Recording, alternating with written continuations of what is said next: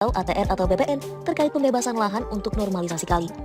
Sebelumnya, Heru mengungkapkan sejumlah rencana dalam mengatasi banjir yang kerap melanda ibu kota. Ia juga berjanji akan melakukan beragam program dan berkoordinasi dengan sejumlah pihak untuk mengatasi banjir Jakarta.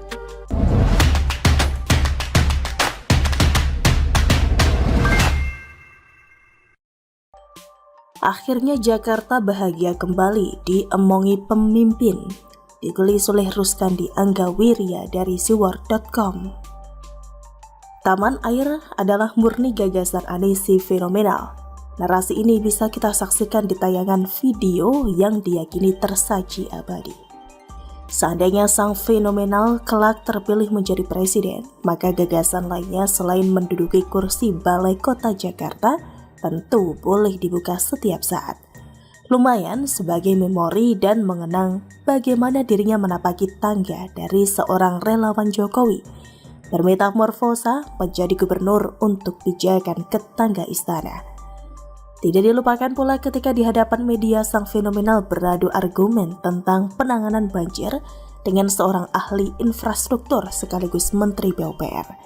Serasa ilmunya sejajar dengan praktisi sipil, dia pun menguraikan pendapatnya yang tidak menginjak tanah, alias mengangkasa. Saking sophisticated pendapatnya, media pun terpana melihat dia menjelaskan bahwa selama air dibiarkan mengalir dari selatan ke Jakarta dan tidak ada pengendalian dari selatan, maka apapun yang dikerjakan di kawasan pesisir termasuk Jakarta tidak akan bisa mengendalikan airnya. Pakar Teknik Sumber Daya Air UGM, Profesor Budi Santoso Wigno Soekarto, menyarankan antisipasi banjir perlu dikelola secara terpadu. Kenapa antisipasi banjir harus dikelola secara terpadu? Karena ada konflik nilai sosial, ekonomi, lingkungan, dan politik di dalamnya. Jelas Budi dalam konferensi pers mengenai banjir Jakarta di kantor Humas UGM Senin 6 Januari 2020. Memperhatikan aspek hidrologis dari hulu sungai menuju hilir merupakan kunci dari antisipasi banjir. Budi mencontohkan banjir di Jakarta yang terjadi beberapa waktu lalu lebih dikarenakan curah hujan yang tinggi. Namun karena pengelolaan sumber daya air terutama sistem drainase kurang baik, sehingga airnya tidak bisa dialirkan secara maksimal. Di sini kita menganalisis drainase yang kurang terawat menyebabkan air tidak mengalir maksimal. Apalagi jika dialirkannya bukan melalui drainase, melainkan langsung secara vertikal ke perut bumi. Ada perbedaan mencolok antara visi sang fenomenal dengan pemerintah pusat. Jika Abbas ingin air mengendap selama mungkin, karena menurutnya dengan meresapnya air secara alami, naturalisasi Ciliwung berjalan sesuai rencana. Sementara itu pembangunan sodetan menuju BKT oleh PUPR menunjukkan visi sebaliknya, yakni mengalirkan air secepat mungkin agar tidak ada lagi genangan. Disinilah kita menyaksikan yang timpang karena bagaimana mungkin melihat masyarakat yang bahagia jika lingkungannya menggenang semata-mata memenuhi sasaran program naturalisasi. Tentu saja hanya ikan yang merasa bahagia karena tempatnya hidup bertambah luas. Sementara ada sejumlah warga Jakarta yang hanya bisa bersabar menghadapi situasi demikian. Bagaimana menurut Anda? Pres dalam Pilpres 2024. Wakil Ketua Umum Partai Gerindra, Habibur Rahman, mengatakan Prabowo siap melawan siapapun yang maju di pemilihan presiden atau Pilpres 2024 mendatang. Hal tersebut, Habibur Rahman sampaikan untuk merespons pertanyaan apakah mereka siap melawan Anies Baswedan Nasdem.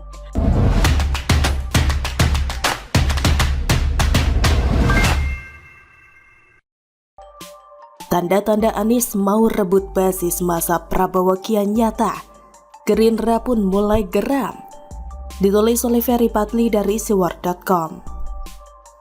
Tentu masih segar di ingatan kita koalisi pada Pilpres 2014 lalu. Gerindra begitu banyak teman, mulai dari Golkar, PAN, PKS, PPP, dan PBB.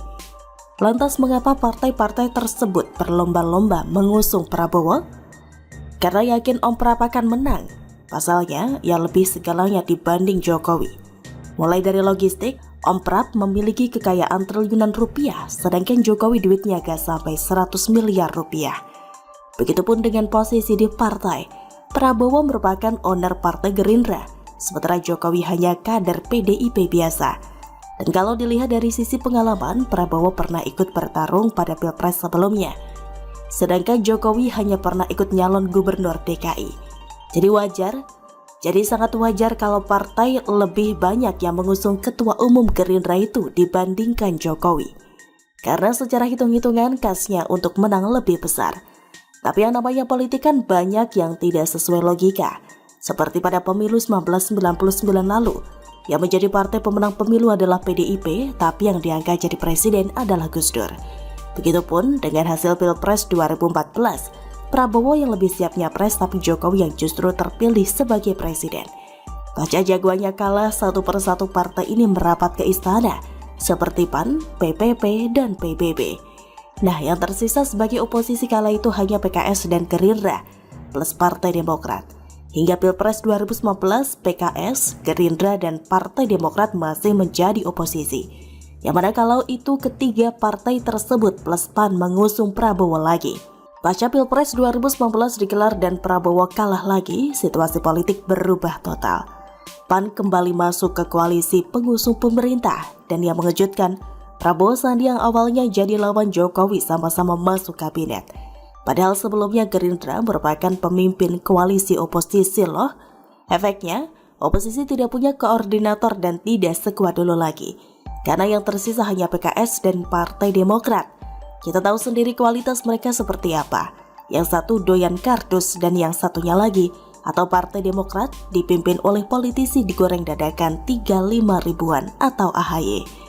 Hal inilah yang kemudian dilihat oleh Surya Paloh peluang untuk mendulang suara pada pemilu 2024 mendatang.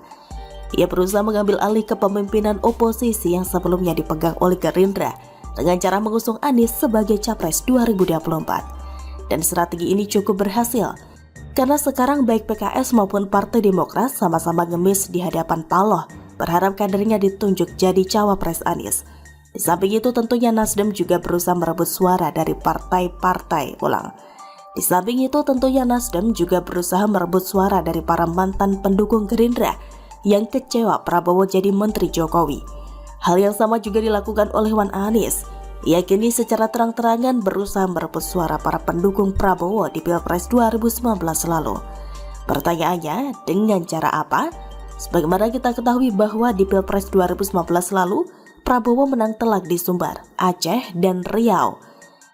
Di ranah Minang, Om Prap mendapat suara 85,92%, di Serambi Mekah 85,59%, dan di Bumi Lancang Kuning, ia berhasil mendapatkan suara 61,27%. Jadi bisa dibilang 3 provinsi ini kampret banget dah. Kalau dada mereka dibelah,